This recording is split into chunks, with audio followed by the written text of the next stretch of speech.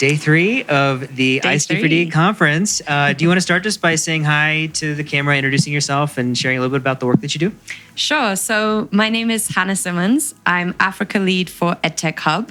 And EdTech Hub is a global research partnership which focuses on generating and applying evidence to support governments in lower middle income countries like Kenya to make better decisions about how technology can best support their education system. Amazing. And I know we've had a lot of interviews over the past few days, folks working on health and ag, fewer on education. So I'm excited to dive in and hear a bit more from you about the work that you do. So is this your first time coming to ICT4D? It is. Okay, it is. so we're here in Day 3. Any impressions, any themes that are coming up again, and maybe stuff that specifically relates to your work in education? I think what has stood out to me most is because technology is such a cross-cutting issue. And so it's really amazing to be at a conference with people representing so many different sectors, but also exploring the commonalities between the way in which we're using and accessing data, the way in which we're applying technology, and the way that we're building relationships with governments to make better use of that technology. I think often from the education space, we tend to be surrounded by other educationalists, which is great. But it's also nice to step out of sometimes what can be an echo chamber and to think more innovatively and creatively about perhaps what is working in the agriculture or climate space and how could we be applying that in our sector as well. So that cross-pollination has been really fruitful. Exactly. To think. Yeah. Really interested to hear from you, Hannah. I've been asking folks in this studio, what are some of the biggest challenges that they're facing in their roles, at their organizations? I'd be curious. I know that education as a sector has all kinds of challenges working against it, but I'm curious what shows up or what is showing up for you and what the hardest part of your job is these days. So I think without doubt, funding is one of them. Sure. Yeah. That's always a difficult one to navigate. But I think talking more about the technicality of edtech and technology in the education space, I think there are so many opportunities that it presents.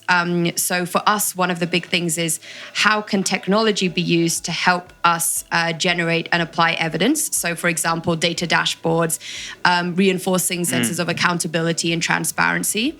But another one is how can technology help the learners themselves to learn better and more effectively? But the challenge there is about where is technology improving learning outcomes and where is it by doing that, exacerbating inequities in the country, particularly with sort of rural-urban divides, et cetera. And I think that's something that we really have to pay close attention to so that technology is an asset and it isn't exacerbating inequalities. It's a tough job you have because I know that if we think about the arc of the last 20 years or so, and everyone was so enthusiastic across many countries about putting computers and devices and mobile phones and educational software into the hands of kids. And there was less consideration given to the harms and the challenges and the things that worked against us. And it does seem like now we're learning a lot more. We have research on screen time. We have research on some of these outcomes. And now with AI, what does it mean to be a student when so much of this knowledge base can be accessed from a device and an LLM? It just creates, I think, some really probably interesting challenges for you all as an organization and the people you serve. Definitely. I think part of it is helping because we work closely with governments, so helping them to figure out, even AI as a tool, where is this adding the most value? Where can this save us money? Where is it potentially harmful? And I think all of that needs to be done really preemptively and with a kind of long-term mindset. When we're looking at applying these tools immediately, often we're overlooking risks that might come 5-10 years down the line. And I think some of what has been discussed at this conference are issues of like interoperability between different systems, et cetera. And this really underscores the need for us to think long term. How are we working together? How do different tools speak to each other? And how are we going to reinvest what we might be saving by using technology, by using AI? How are we reinvesting that to actually improve learning outcomes? I mean, that is a very challenging, thorny question that you're up against. I'm excited to hear what you're excited about as we head into June 2026 here. Are there specific technologies, approaches, even maybe some of the countries where you're feeling like you're getting more traction? What keeps you fired up and motivated as we head into the summer here? I think I mean, for me personally, it's always the learning. It's always the difference that it makes to the student. I think one of the most challenging things is that you see that difference much further down the line, especially when you're working on, for example, bringing teachers on board to using technology.